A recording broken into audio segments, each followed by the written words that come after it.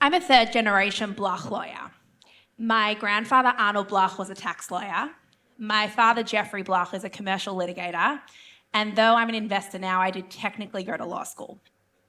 Now, the law that we engage with as three different lawyers in three generations has changed pretty dramatically. Let's just use research as an example. My grandfather was known for using encyclopedias. My father primarily uses online search engines. And by the time I went to university, AI was already taking root. Law is a far less tech-centric profession, and yet within my own family, I've seen a dramatic change in the tools at my family's disposal to engage in it. And to me, that's why I'm particularly excited about the future of work sector, which we're going to speak about today, because it has just dramatically changed and can fundamentally change the way everybody works in the global workforce. So today what we're going to speak about is what we mean by the term future of work, why we at Vintage are super excited about it, and what we think we're going to see over the next few years. So as we said, I think it's first important to define what we mean. This definition is based on conversations with a number of operators and investors in the space, notably Bloomberg Beta. And we look at future of work as how we fundamentally revolutionize how people work and how we can create businesses to be more productive, inclusive and sustainable, which also reshape specific industries.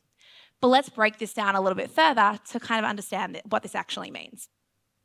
To me, this definition gives rise to four categories of companies.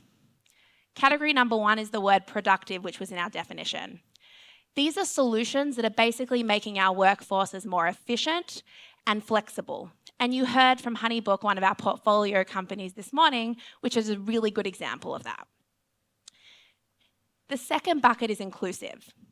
These are solutions that are making the workforce and its prerequisite education pathways more accessible, particularly to underrepresented minorities, such as frontline workers, the aging population, etc.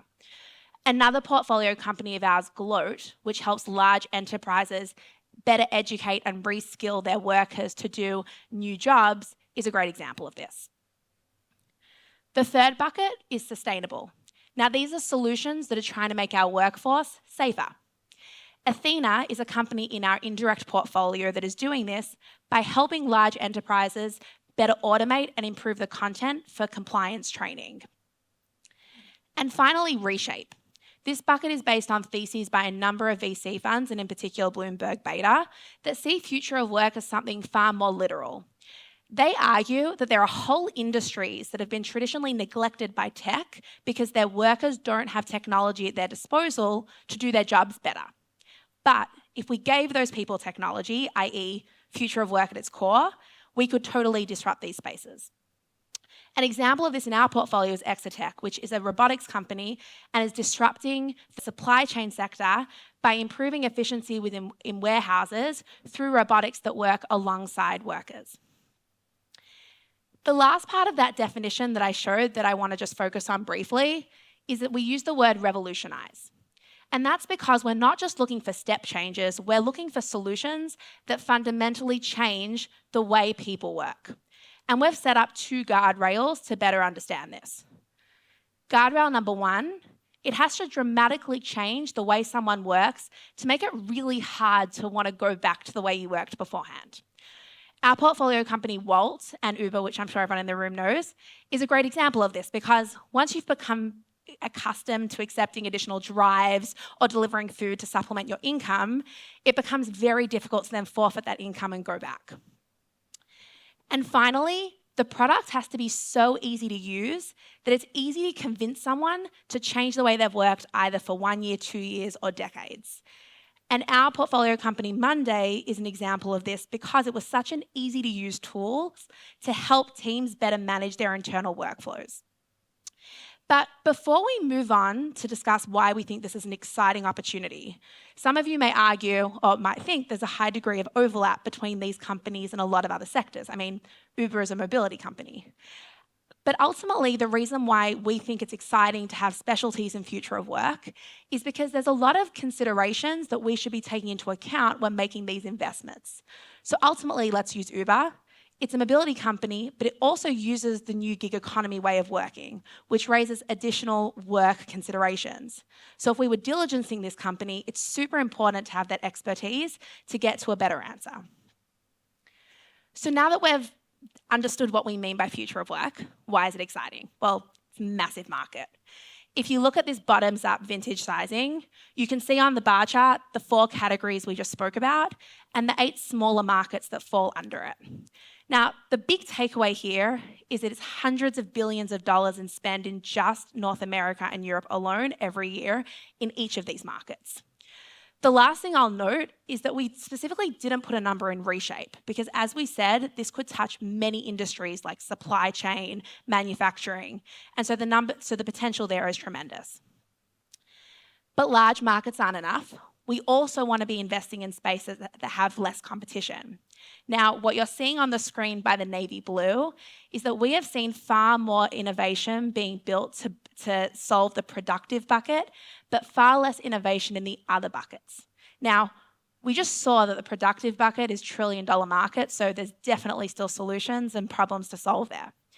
But the challenge for us is to be pushing ourselves to be investing in and building companies that can really help us push into these new categories where we're not seeing a lot of innovation. And why now? Well, they're big markets, but ultimately we think this market is at an inflection point, and only tech can really help alleviate that. Now, there are a lot of trends that point to this, but today we're just going to focus on 2. On the supply side, education is becoming far less affordable. What you're seeing in the chart is that the share of US students that are getting federal assistance to attend university is decreasing over time. And that's a fairly good proxy for the affordability of education. But education is not just expensive, it also hasn't changed in decades. And so our education institutions also aren't equipping our students for the jobs of tomorrow. And on the demand side, we don't have enough talent to fill our current shortages. What you can see in this US labor statistics is that this year, for every unemployed person, there was almost 2 jobs that were available. Now, this is not just a simple unemployment problem, and there's a lot of factors that contribute to this, which can be part of a larger discussion. But really what this data is coming to show us is that we have a lot of gaps in our workforce, and we're not doing a good job of filling them. And if we needed more indication that now is the right time to be investing, we need not look further than our Value Plus data. On this chart, you're seeing the number of requests that our Value Plus team received per year and the percentage of those that were future of work related. You can see that in 2020 it was 1%, but it's grown almost 8x to an expected 10% this year. So enterprises are increasingly seeing these problems and are more willing to spend on tech to solve them. But what I want to finish with is that why I'm particularly excited about this space is that the innovation is only at the beginning. Some of you might recognize this picture. It's a piece of artwork by Jason Allen that won the Colorado State Fair this year. What some of you may not know, and what the judges certainly didn't know when it won, is that it was wholly generated by Midjourney, an AI image model.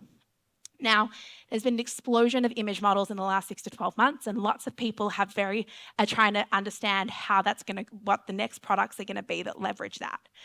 But I bring this because I think, in summary, it teaches us 2 super important ideas. 1, technology is giving people the ability to do their current jobs better on new jobs they previously couldn't. Jason said he spent 80 hours programming on Midjourney to produce that piece of art.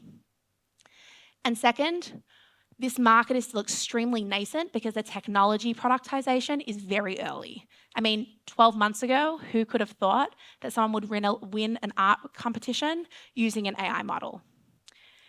And so, in summary, I don't know what the next 30 years is going to bring, but what I'm fairly certain of is that if my child is up here presenting and they went to law school, their law school is probably going to be very different to the legal sector that I engaged in. But what I'm even more confident of is they're probably going to be doing a job that doesn't yet exist.